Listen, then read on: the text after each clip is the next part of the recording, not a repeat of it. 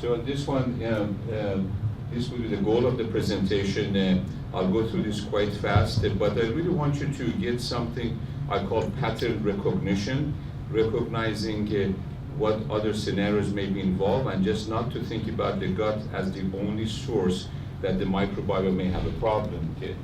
Next slide, please. Okay, so we have a common microbiome that we deal with: the orogenital, the oral, the lungs, skin, and sinus cavities. And I'm going to talk a little bit about this last one, the sinus cavities, because recently we have learned more and more that this may be a problem, adding to the complexity of the gut microbiome. And apparently these departments, they correspond with each other. So I call the sinus area the blind spot, and a low-grade chronic sinusitis, bacterial, fungal, may contribute to persistent or recurrent gut dysbiosis. Hypothesis was that sinus inflammation and postnasal discharge may find access to the upper GI tract, and if it is associated with other problems such as hypochlorhydria, it will contaminate the small bowel. So as part of evaluation, we do need to think about how to evaluate this. The next scenario that I'd like you to keep in mind is what I call the downstream problem. That's where there's indigestion and bloating, gas, signs of fermentation, and that type of problem in the lower parts of the gut will change the physiology of the stomach and the relationship with the esophagus. So patients may come with reflux type symptoms, but to help them, you really need to clean up the lower part, okay? Otherwise, PPIs and acid reducers would not work. And these are the type of symptoms that they may present. This is a patient, and as an example, who came in. And the next slide, please. Okay. And you can see on the methane, the blue line, the methane level was very high. Normally it should be less than 10, and ideally should be less than 3. So this is a clearly abnormal test showing that there was a downstream problem in a patient who came with indigestion and dyspeptic symptoms. Next slide, please. Okay. We did a Heidelberg on this patient, and you can see that the acidity was actually okay. If I may just show here, the patient re-acidified nicely in a fast transit, but there was a lot of zigzag, and all these zigzag appearance suggests that there's bile reflux into the stomach. And the question, why would the bile come back into the stomach? I mean, we have seen this many times during endoscopy, but I didn't really know what it meant when you look and you see bile in the stomach. And that generally suggests that the gut is not clean. The small bowel is not clean, so it could be SIBO, it could be fungal, it could be parasite, but commonly there is SIBO present, as was shown in this particular instance. Next one, please. So the same patient, stool test shows rhodotrola, and even though many times this is reported as quote normal in a stool analysis, I can tell you that I still have to see a patient who feels good when they have this thing growing in their stool. So I don't know why they call it normal. At the same time, there was Dianthomeba fragilis. So it's really a very contaminated gut environment. And I know it was chronic because you can look at the SIGA in the stool is completely exhausted. It should be at least 50 and above, and is around 3.8. So you would have a difficult time eradicating this without really doing immune augmentation. Next one. This is the same patient showing the evidence of the bile. So if you work with your GI doctors, please ask them to take pictures when they enter the stomach before they suction to see what that is, because they may not report this as an abnormal finding. Next one, please. So what does this mean? Well, if you look at this, that means that there is reverse peristalsis of the duodenal, peristaltic activity. The bile should be going down. Why should it be backing up into the stomach? I mean, that would be, there's already a problem. I know they have to think about the downstream, what's going on down there in the small bowel. So this indicates decreased motility. I don't know if it represents decreased motility. It is abnormal motility, probably reversal of the motility. I haven't done motility studies, but this shouldn't be coming back up, it should be going down. Okay. So, as if the body does not want to put the food into the small bowel. That would be my interpretation of it. Again, you're probably familiar with the terminology. The microbiome had 10 times more bacteria and over 1,000 times more genetic code and content, if you will. Next one, please. Okay. So there's an interplay of these microbiomes. So we think about SIBO, but there's an interplay with the sinuses, with the other department, with the skin, and it's good to keep these things in mind. And the bottom line, the message that these microbiomes, one may affect the other one. Okay? Traditionally, we know that the gut microbiome may affect the vaginal flora, but now I wanted to say that nose and sinus microbiota may be affecting gut dysbiosis, particularly if the culture shows markons, and these are multiple antibiotic-resistant coagulase negative staph bacteria, and we have commonly found that these patients, they have presence of markons. Now markers are interesting because their presence produces maybe a thicker mucus, something that's more difficult to deal with, but it may also affect the MSH, which is the melanocyte stimulating hormone, and MSH has significant physiological functions on the gut recovery and repair, and is part of a healthy gut to have good MSH levels. And the MSH will go down when there are markons present. This is a common scenario when you see in patients who have been exposed to mold, and if there's markons present, if you do blood tests, you may also see your MSH levels are below 20, which is low, basically. Next one, please. Okay. So again, some terminology. This is how the microbiome is studied with the PCR technology, and this phylum that is addressed. Next one, okay. And this is a healthy gut microbiome. It's nice to have this in mind. You can go back and refer to it. This is from New England Journal of Medicine a couple of years ago, where it shows what is the meaning of all these bacteria, so if you become familiar with it, you will see the same terminology coming back again. It doesn't matter which lab you use. Okay, next one, please. And the association with diseases, this is pretty much in the literature now. So you can run body weight, IBS, autoimmune disease, oncological risk. These are all important factors. Next one, please. Microbes and potential associations, Methanobrevibacter smithii. This is the one that is a major methane producer. And there's also some association between methanogens with colon cancer, polyposis, ulcerative colitis, and diverticular disease. Next one, please. And when we see high methane, I like to think about there's an immune dysregulation. This is not just about the excessive bacteria there, and I do believe there's something allowing the methanogens to grow in a small bowel. I'm still on the lookout to see what the literature suggests. It seems to me that either the immune system is not properly balanced to control this, or the composition of the intestinal juice has changed that, like a petri dish, allows this bug to grow in a small bowel. So these are the things that I'd like you to keep in mind. And as part of that, we think about vector-borne illnesses because these are common factors associated with immune dysregulation. Okay. And again, gut microbiome can be affected by diet, physical activity. And just for information, the literature suggests high-intensity physical activity is probably not good for the microbiome. We have had patients who have had excessive type of exercise, then followed by bloating, gas, fluid retention, and so forth. So maybe what is excessive amounts of exercise? I don't know, go for a marathon run maybe, and that would be nice. I want to do it. And these are the other ones that won't give you a headache. Next one, please, again. And some of the associations with microbiome and host is well established, and it means that the literature is clear about this. And one of those is the small bowel bacterial overgrowth. The next one is basically what is postulated, means that they think this may be some association, but the literature in this area is still evolving. Just have to run your eyes through this and see what you think. Next one, please, again. And if you have, normally you should have less than 1,000 bacteria in the duodenal area. As you go further down, it goes up to 100,000, and in the colon you have it in billions, basically. And if there's a backup of this system, obviously we'll have bacterial overgrowth then. Next one, please. The traditional diagnosis is based on 1,000 bacteria, 10 to the power of 3. If the number is higher than that, it's consistent with bacterial overgrowth.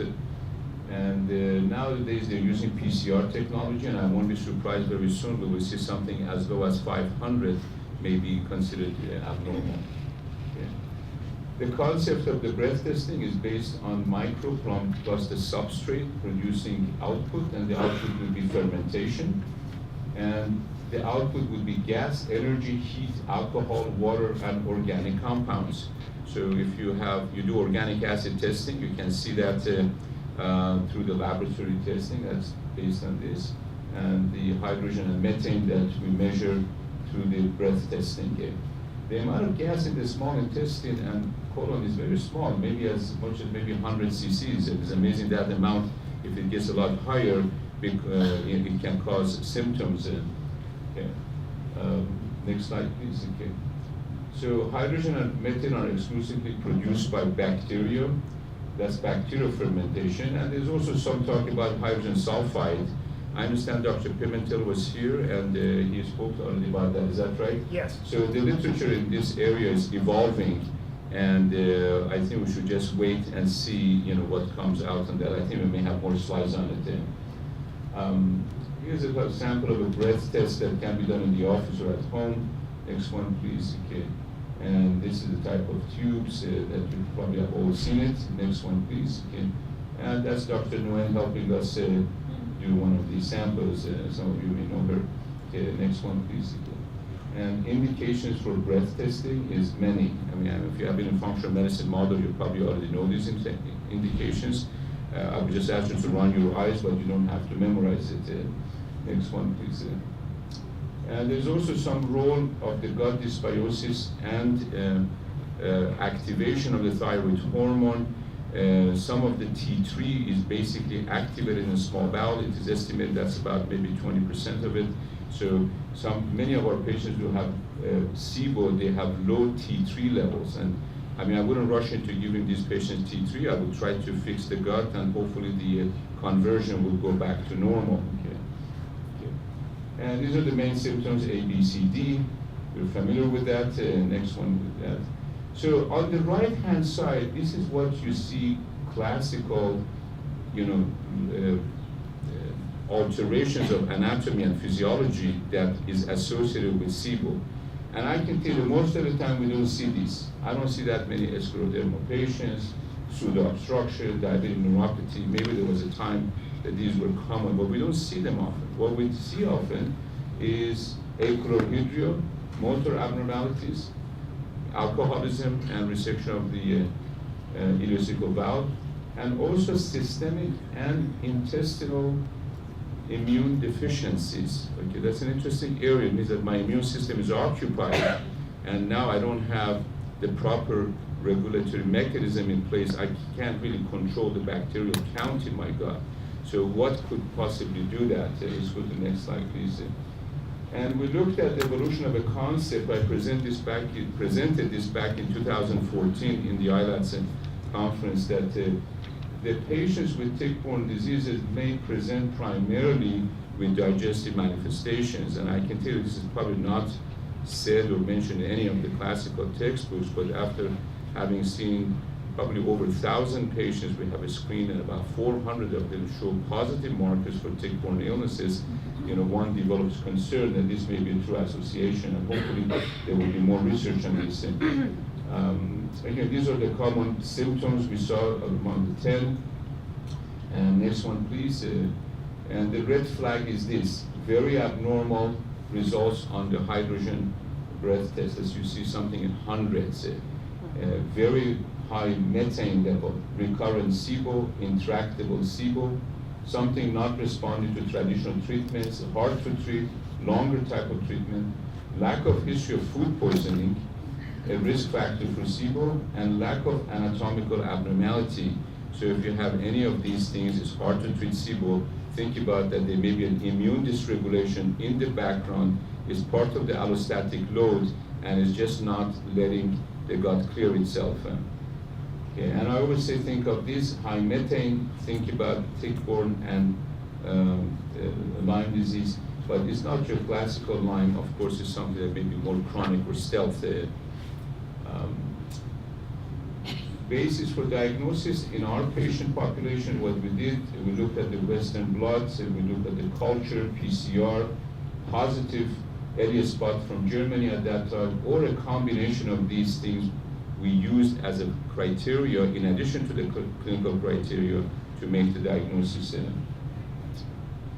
Okay. And again, when we looked at our patients, and I had to go back and do a retroactive study, we had a medical student from UCLA come and look at all the charts, put them in Excel, and see what's going on.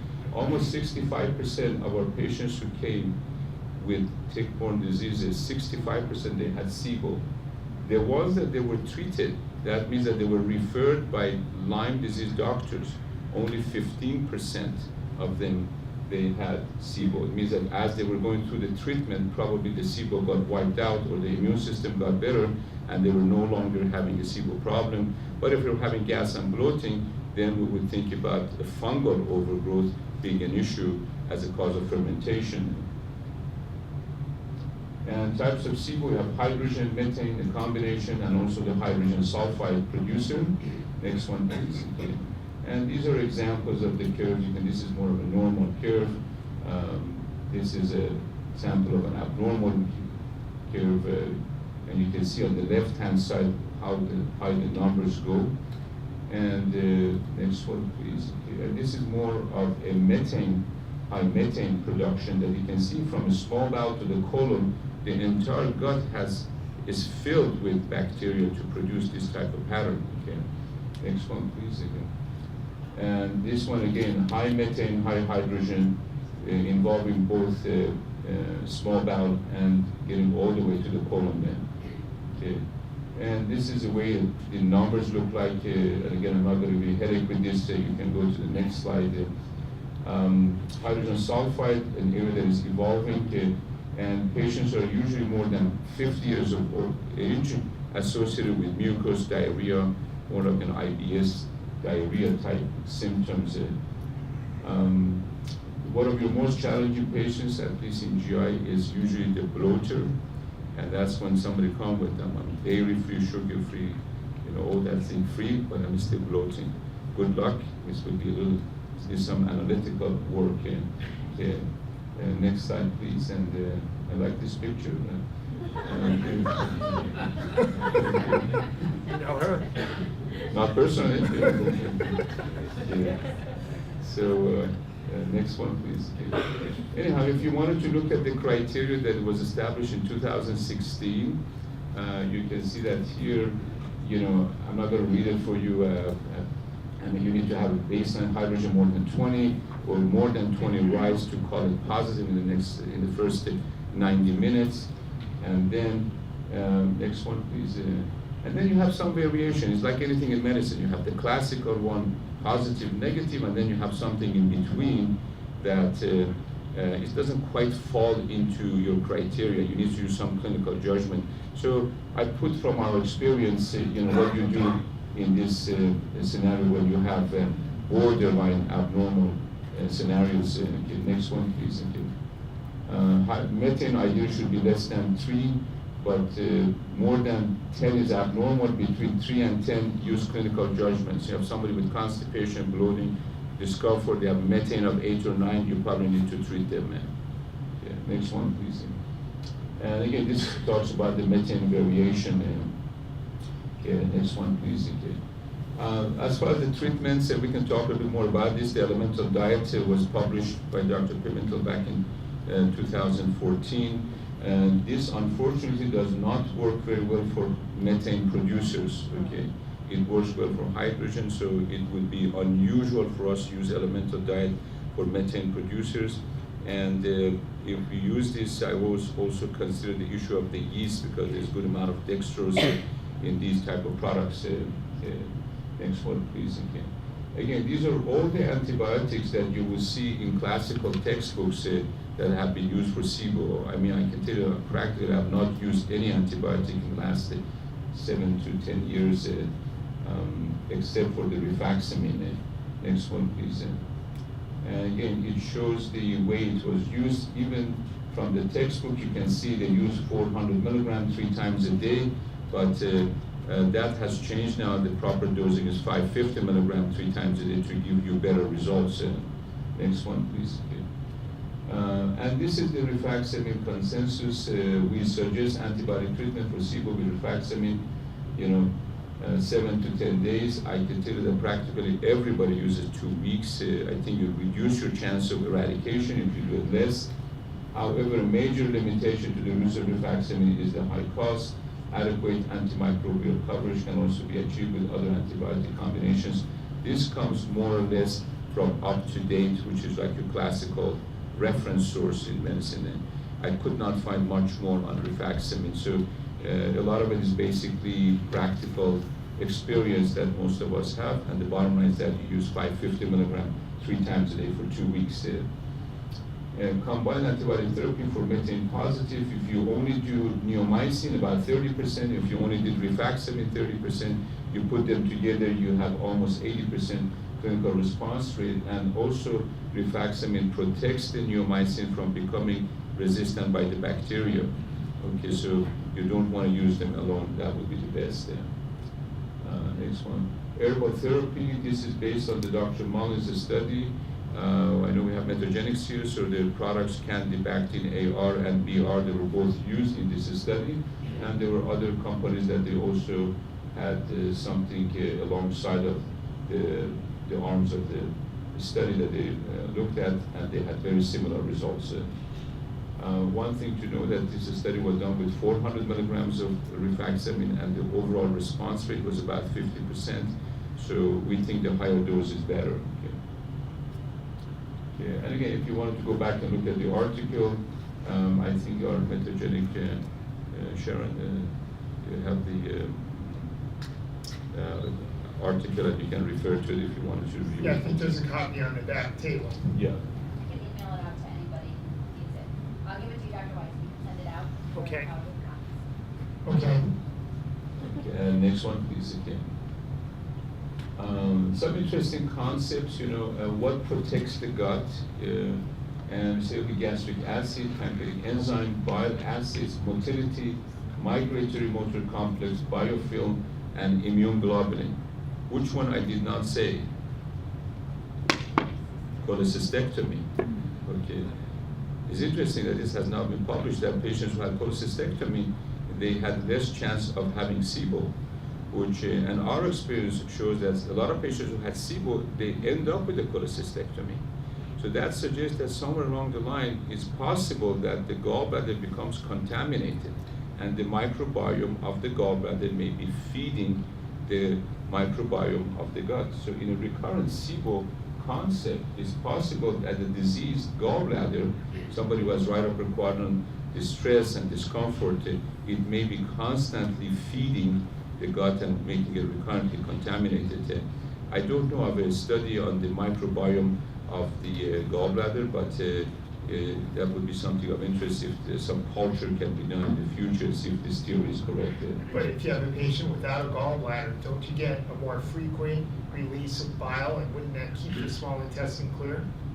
I don't know if that's true or not, because once you remove the gallbladder, the hepatoenteral circulation of the bile goes on, and the actual bile pool may not increase. Okay? Indeed, it may actually slightly reduce. So I don't know if you actually create more bile by not having a gallbladder. Right, but it's just not timed with food. It's not timed with the food. Do you have less incidence of reflux in the stomach, like you mentioned at the beginning of the lecture? No, I don't. I'm not convinced that the cholecystectomy causes bile reflux in the stomach. I think if you see bile reflux in the stomach, you got to think about a downstream problem that probably the small bowel is not clean. Okay, I mean physiologically, I don't know. You take the gallbladder out, why the bile should come back in the stomach? Okay? The only way I see that is because the body does not want to put the food into the small bowel. But from what we saw, a lot of patients had contamination, and I showed you the example of that. We have many patients of this nature. Okay? So I think it's real. Okay? Again, your toolbox, you're familiar with this. I'm not going to go over it. Please just run your eyes through it. Next one, please. Okay. And pro-motility agents, most of us would treat with low-dose erythromycin. at bedtime after treatment of SIBO. Alternatively, some people have used extracts of ginger. If you take too much of it, it can give indigestion, but that may also work similarly. Not enough research on it. 5-HTP? I use 5-HTP as a pro-motility. Well, because, yes, because there's, a lot of serotonin receptors in the small intestine, and so when you stimulate the serotonin receptors, that stimulates motility. Okay, fair enough. Okay. And when you go on a diet, obviously, you want to introduce the patient to the less fermentable side of the food, and always have to make a differentiation between fermentable and fermented. Okay, fermented means it's fermented outside for you, ready to go. Okay, fermentable is going to get fermented in the gut, so it would be more like a prebiotic type of food that you're going to take. Essentially, we're talking about the low FODMAP diet. Right, SCD, low FODMAP, all the ones, any lower carbohydrate model. Okay, next one, please. So bottom line, SIBO is a common clinical finding in a variety of patients with chronic inflammatory conditions. SIBO may be primary or underlying cause. SIBO, particularly with high methane, may be a biological marker for underlying immune dysregulation, such as those seen in vector-borne illnesses. And methane is usually associated with IBS-C. Hydrogen is associated with IBS-D, irritable bowel, and with diarrhea. And take-home message, patients with abdominal pain, bloating, constipation, food sensitivities, and chronic inflammatory conditions should have a breath testing to look for evidence of SIBO. Okay. Next one, please. Okay. A negative SIBO test in a patient who has bloating and IBS-type symptoms may indicate presence of C4. That's a clinical picture of yeast. Okay. And this is something that is not generally discussed in traditional textbooks. It's just not there. You hear about invasive candidiasis and fungal infections. General and overgrowth is not discussed. Again, take-home message, your treatments, fecal transplant, prebiotics, probiotics, exercise for increasing the vagal tone. This is something probably, I like the spinal manipulations now that we're incorporating that one. Also, Ben is getting some of our patients in. And this is what I call the probiotic exchange technique. And it's a good technique. So if you have time, I can go over some cases. Otherwise, we'll sit down and answer some questions. Okay. Yeah. Blind spot patient and other patient with these type of symptoms. Patients are taking 2 herbal products that if he did without it, he would feel very bad. Okay.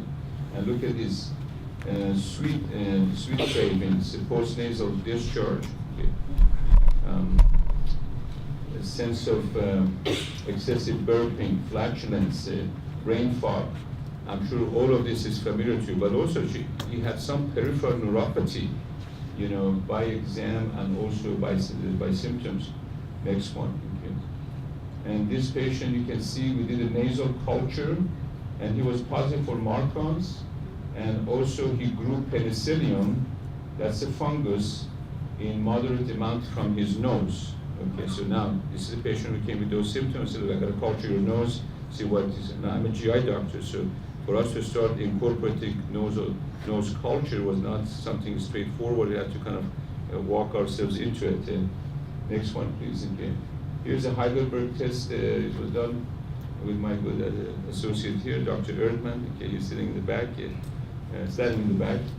And you can see the acidification again is good. It's rapidly comes down within 20 minutes, but there are too many zigzags suggesting there is bile reflux present, which means that the gut is probably not clean and beyond the stomach area. Okay. Next one. Okay.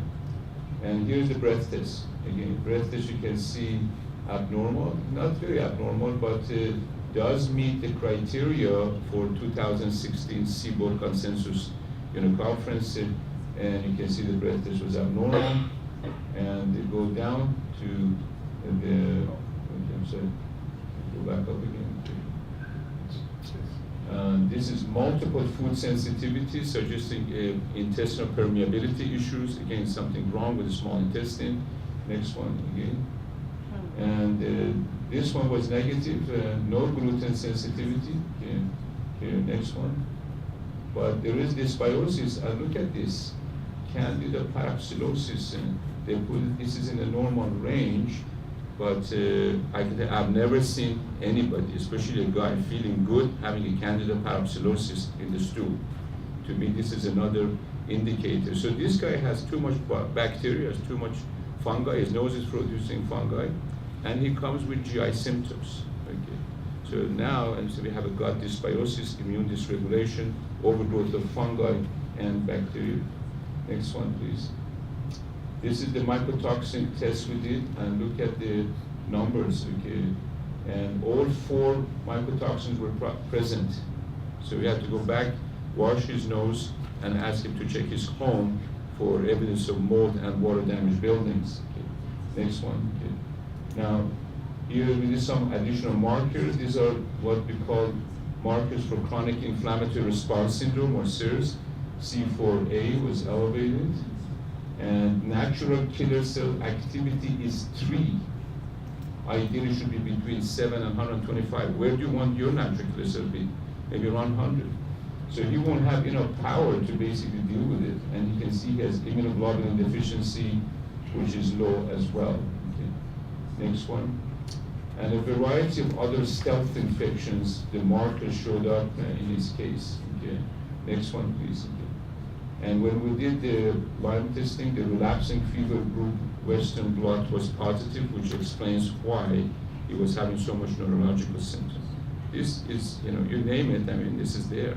This is not a single entity disease. Basically, he was doing reasonably well as far as his lifestyle of working, but he basically was on 2 herbs, the FG-Cidal and this biocide, on a constant basis. Before even he got to us, he was taking it. He said he won't go off of it to do the test. He was afraid something will happen to him.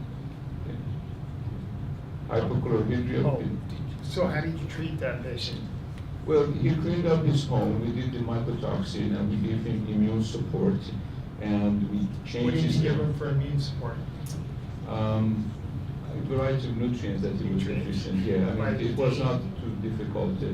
And by changing his lifestyle, he felt well. I decided not to treat him with antibiotics for the relapsing fever group, because clinically he was improved. What are the most important nutrients for immune function that you like to use? Vitamin D? No, all of them. I mean, we use amino acids, we use, I look at pregnenolone, DHEA, look at selenium, zinc, copper, we look at a lot of nutrients to make sure everything is functioning properly. Okay. And he probably had a nutrition analysis as well, and we guided through that one. Hypochlorhydria, we have had 2 patients associated with Bartonella in young people, and Bartonella is another tick-borne illness. Okay. With regard to the immune question, do you like that product Ectrodam, the immunoglobulin that's I think bovine derived? Yeah, we do. Actually, we use that, and I put that in our slide as part of the toolboxes there. Okay.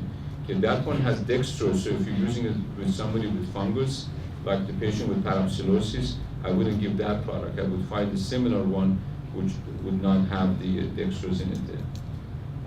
This is a female referred by another GI doctor presented with dyspeptic symptom. Patient taking 12 betaine per meal to digest the food. Next one here, and you can see there's fat malabsorption and abnormality here, and gut dysbiosis. Next one, and the breath test is really unremarkable. It doesn't have that much, doesn't meet the criteria for SIBO. Okay, next one, and you get this here. In contrast to the previous one, look at this after you give the alkaline challenge, and the pH does not drop. You keep going, I don't know, probably about 50 minutes to reacidify. Normally should be no longer about 28 minutes. Next one here. So here you gave betaine HCl? Yeah, and then it came rapidly down. So reacidified fast.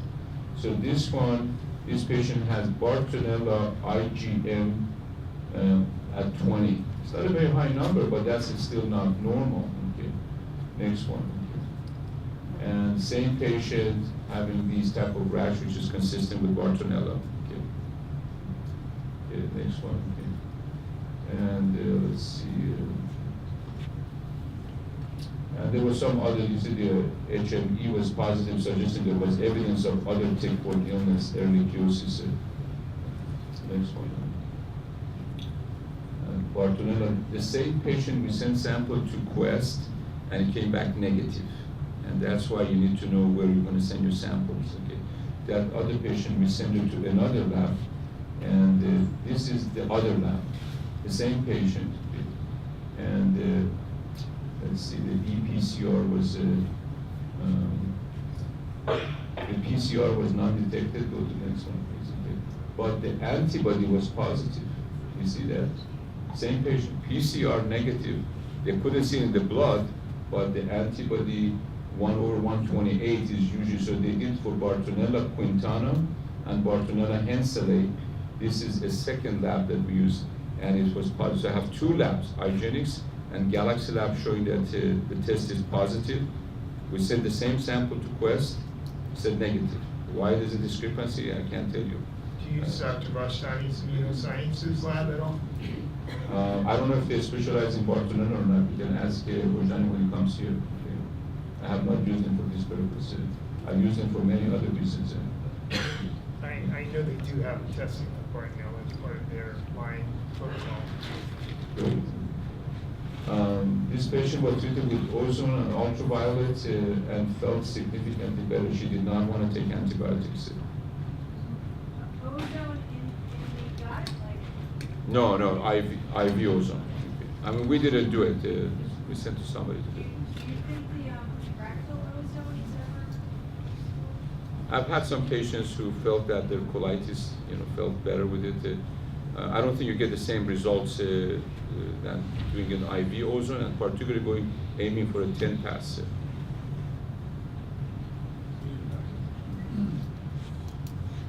if you send to one lab who does PCR, they look for bacteria in themselves, but if you find antibodies, that could be an infection that has been and has been gone, or not? Yeah, you can argue, but you see, these bacteria, they sit in the tissue, so I don't necessarily expect them to be floating around constantly.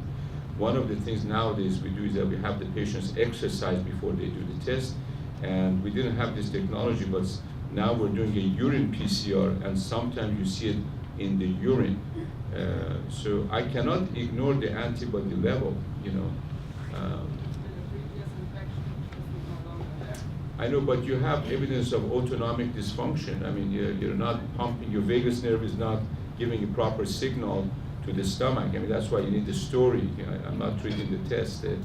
So, I mean, putting the pieces together in such a complex scenario, I mean, I think there was enough evidence that this is real. What amount and type of exercise do you have to do? We send them to Dr. Weitz' office and tell them to go up and down the stairs. It depends. And usually a lot of patients can't do exercise, so I tell them, if they come to the office, I tell them to go up and down the stairs, maybe a couple of flights. Or if they can't really do that, maybe they can get a deep tissue massage before they come in, or something of that nature.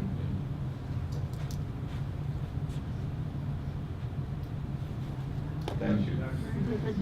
Great, thank you for listening. Another question, you want a heated seat? Dr. you have a question? Yes, I was wondering if you saw a correlation with the chronic use of sedation blockers and non-sedative for different conditions that might allow bacterial proliferation. Would that be a possible cause of? Yeah, absolutely. If you take H2 antagonists in high dose or PPIs, you're going to have a clinical picture like this. But these patients, when we do Heidelberg, we make sure they're off of these things here. This lady couldn't take a PPI. I mean, she was taking 12 pills of betaine, and eventually after treatment, I think it cut down to maybe 1 to 2, as needed. It wasn't. It was a significant improvement.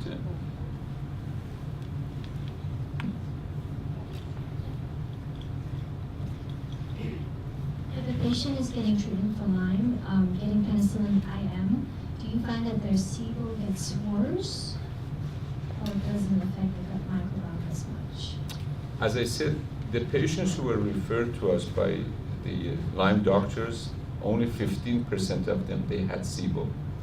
Okay, so I can almost bet on it when the specimen comes in, how the result is going to look like. So most likely, these antibiotics are going to wipe off the SIBO.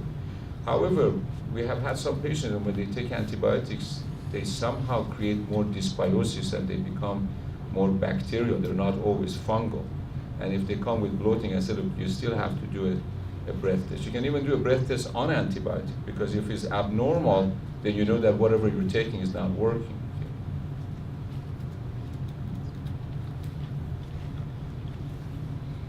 It's not really a SIBO question, but it is a question about zonulin. I'm wondering if that's anything you measure, fecal zonulin, and if it's clinically relevant.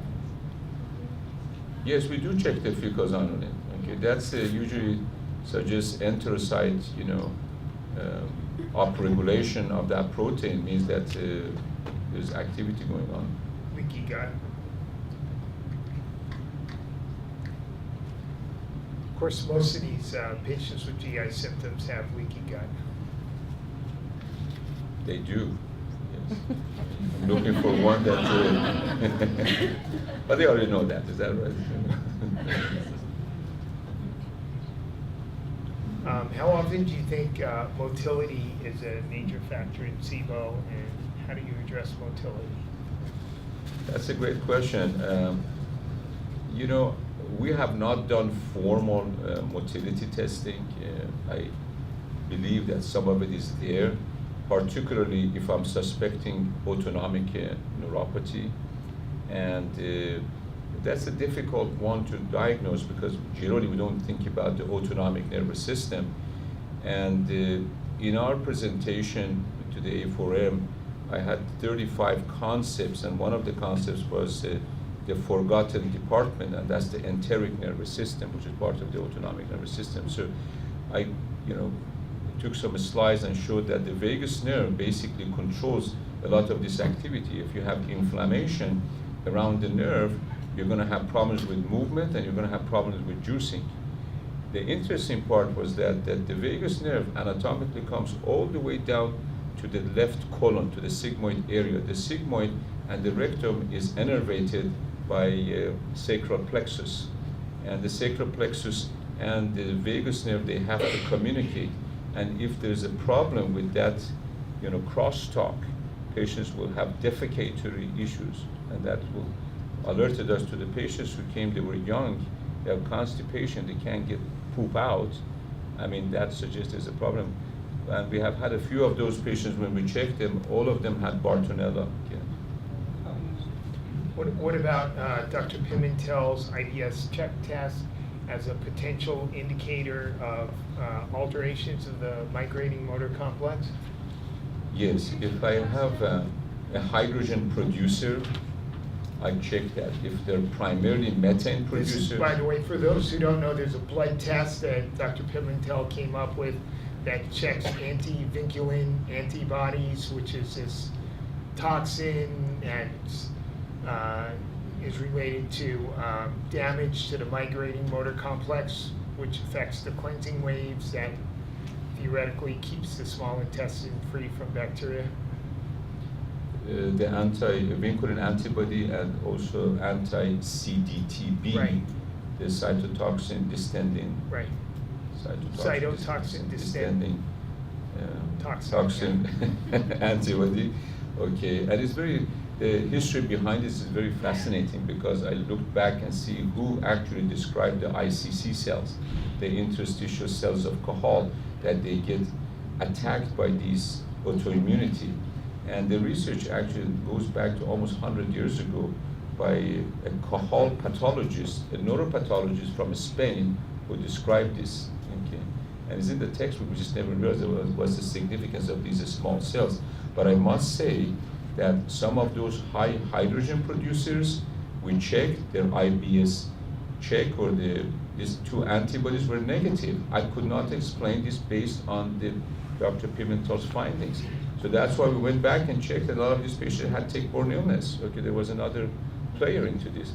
And also the IBS check model does not really fit with methane producers, okay, which is, and this has been published by their own group.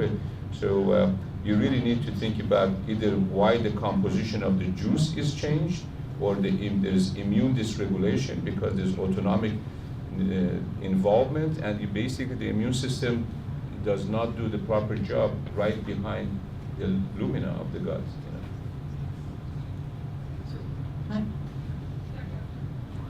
Hi. I wondered about, I've been thinking about Guillain-Barré syndrome and other diseases that affect the nerves, and wonder if there's any research looking at any of the more neurological drugs. Like there's interesting research for lithium, which used to be used for bipolar, but using it for axonal nerve regeneration. And in the GI world, if we're saying that there's such a nerve dysfunction, whatever the reason is, are there any of the more novel approaches with novel neurological agents?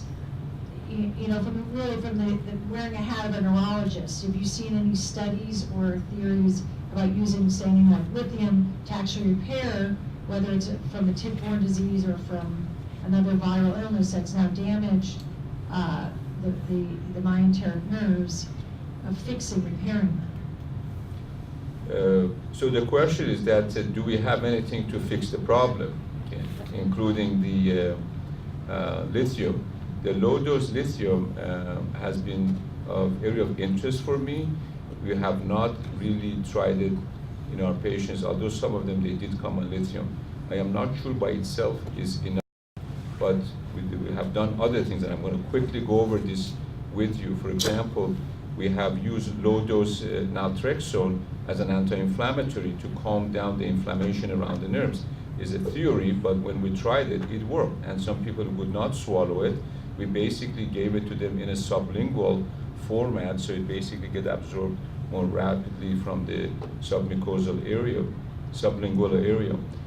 We have used occasionally curcumin as an anti-inflammatory, and also as part of the leaky gut, repair, we have used the BPC-157, which is a peptide, is made in the stomach, and it's safe, and it may help with rebalancing or repairing the surfaces. But you need to think about what you want to use as an anti-inflammatory.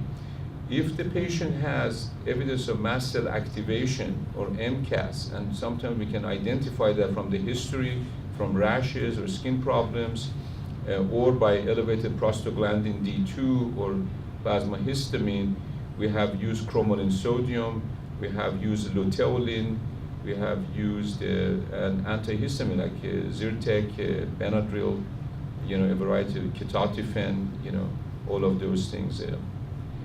There's also some studies published, not in a phase 3 trial, but from England, of use of stem cells to regenerate the enteric nervous system. My colleague here, Dr. Ehrman, he's from England. He's going to take me there and meet with the doctor who did that study.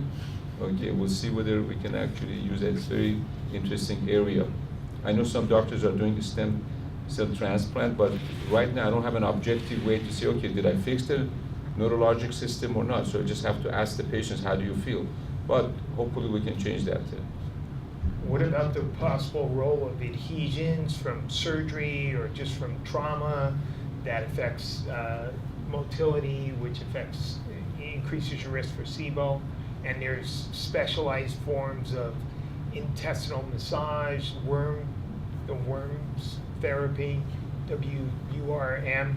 It's this therapist who developed, visceral manipulation techniques for breaking up those adhesions. And have you seen any evidence of that in your patients? Yes, I'm actually quite familiar with that. That's the primary person behind this is the Clear Passage. And I think a lot of other physical therapists who are familiar with this, they're doing it probably maybe with a lower, more affordable scenario for the patients. But the patients have given generally good feedback from that. I can't tell you I had a SIBO patient who did not respond, and after this treatment, the SIBO was corrected, but overall, that's something we keep in our armamentarium.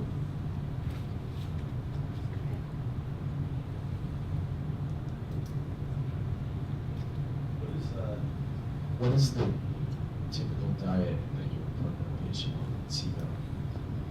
So I know there's some interesting things that I've heard, like you can't eat avocados, something like that.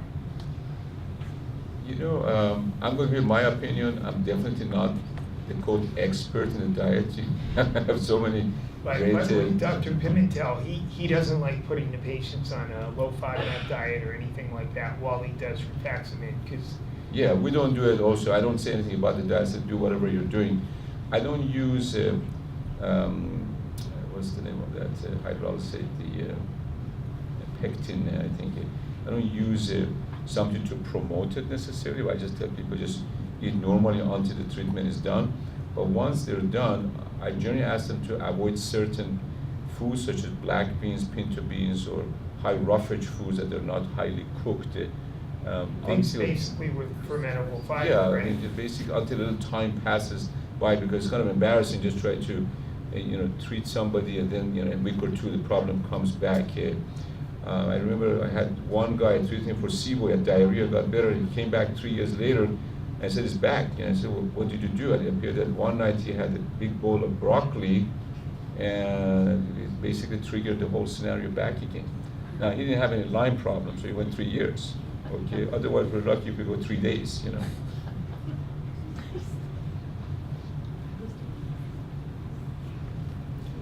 I'm not sure if I give the gentleman the How often question. do you use antibiotics versus herbs? I would say 2/3 of the time. Most patients agree to go with the traditional research rifaximin model, but in about 1/3 of the time they choose to do herbal approaches, and I tell them, look, this is our experience, and I definitely do not just use the Johns Hopkins protocol alone. I don't think that to me is enough. We usually add more. Plus, in our protocols, I do what I call gut preparatory phase. We go for a week or two preparatory, then we go attack phase, and then we go maintenance phase. What's the preparatory phase? Well, the preparatory phase requires several things. It requires lifestyle modification, alcohol, not eating late before going to bed, stress management, cutting back on some of the sugars, using maybe some immune globulin orally, zinc, high quality multivitamins, just to make sure that we're supported. If somebody under a lot of stress, it's not a good time to get into an attack phase. They're just going to probably fail with high cortisol level. So you're trying to strengthen them to get ready for the attack. Yeah, and overall we have had better responses. I think patients like it because conceivably that's the right thing to do, as opposed to just writing a prescription and say, go home. What about your IgA level is like this guy who was 3? I mean, this guy's not going to respond to treatment. The chance of recurrence would be very high. Okay, I don't even get into a battle zone. Okay. What about a gut repair phase after the antibiotics or antimicrobials, using things to repair gastrointestinal mucosa like glutamine and Exactly. prebiotics and probiotics, and do you recommend? I don't know if I want to probiotics? rush into probiotics right after SIBO treatment. I want to wait a little bit. Even with prebiotics, I just go a little bit slowly. I call it easy does it. I like omega-3s. I like glutamine. I like amino acids. I like antioxidant modulators that are like NRF2 stimulation. I like glutathione. These are the things. I like putting enzymes, maybe the betaine, whatever it is, to do it as a maintenance part, and then gradually see if we can need to introduce a small amounts of probiotics. But studies have actually shown that probiotics are beneficial for patients with SIBO. Does Dr. Pimentel say the same? No. Okay. He doesn't believe in probiotics at all. No, I believe in probiotics, but there's a timing of it. I mean, I wouldn't put probiotics in my eyes. I mean,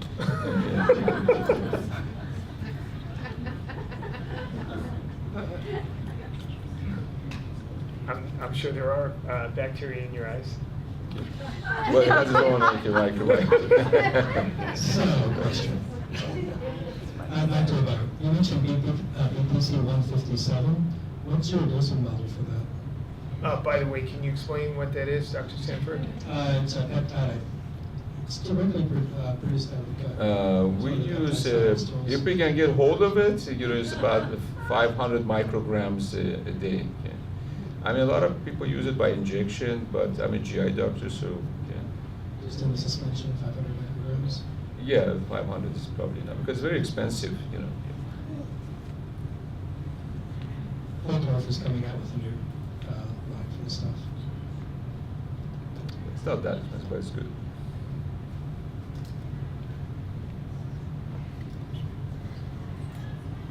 Okay. Okay. Okay. Or, okay. Is it possible to see that slide that you showed that had all of the things that SIBO can cause? I didn't get it. Um, Do you want me Ben, to you're share welcome this- to you want me to share the slide slides, yeah. presentation with the group? Oh, great. Yeah, I mean, I put it on a, you can,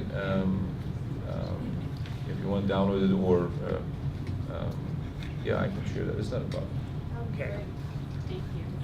Absolutely. Do you know about any of the relationship between depression and SIBO?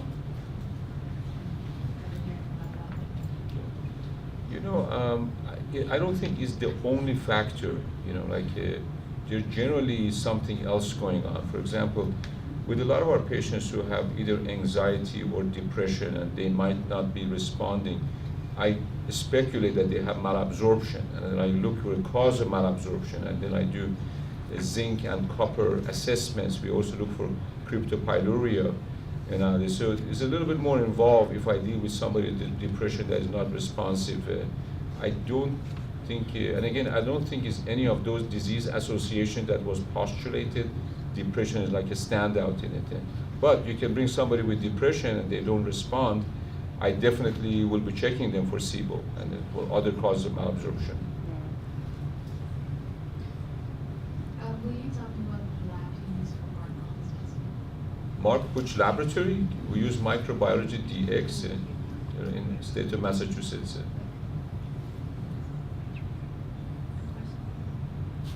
lot of people use the integrative therapeutics elemental diet.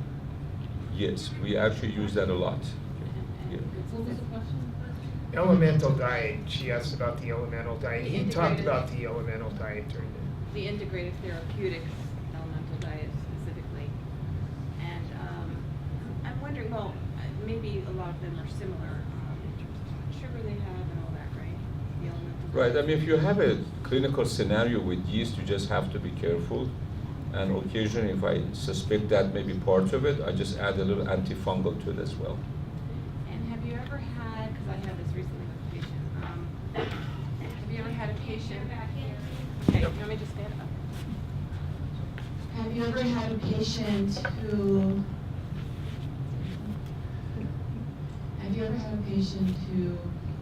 when they're on the elemental diet and they get, let's say, a week and a half in, have the urge to have a bowel movement, but of course nothing's coming, and having, uncomfortable sensations of wanting to have a bowel movement, but nothing's coming? That's tenesmus. Okay. That means that either the mucosa is inflamed or you have neurological dysregulation. Okay. And if that's an ongoing problem, again, it goes back to this concept of defecation and the crosstalk between the vagus nerve and the sacral plexus. And if they don't communicate with each other, there is a neuropathy there. And that's why these are the type of patients we started to look for a cause of infection, a stealth infection that they produce inflammation around the nerves. Now, inflammation around the nerves, it can be a direct effect, means that the bug may be sitting there, or it could be an immunological response, or it may be loss of the nerve, basically because it has been damaged. Okay. Your best bet is that if it's an inflammatory response, when you correct that, the nerve function can come back again.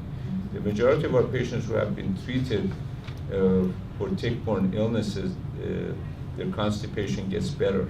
So it means that it's a reversible phenomenon. Yeah, this is not something that she has usually. She just had it while doing the elemental diet. So the same thoughts would apply Yeah. to that? If you get something like that, and especially if there's mucus coming out, that means that you may be dealing with a yeast overgrowth. Okay, she also does have Lyme disease. So that might also explain something. Yeah, I mean, something it causes, you might have triggered an inflammatory response and the nerves become less responsive. Or if there's an overgrowth of yeast, you're going to have a variety of IBS type symptoms coming up with it. Thank you.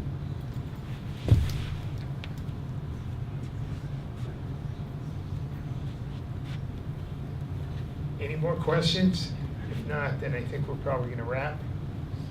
Dr. Rahbar, any final words you want to tell anybody? Well, thank you for your Okay. interest. Excellent. This was an going the awesome- extra mile. Okay. Thank you so much for joining us. pleasure. This was excellent.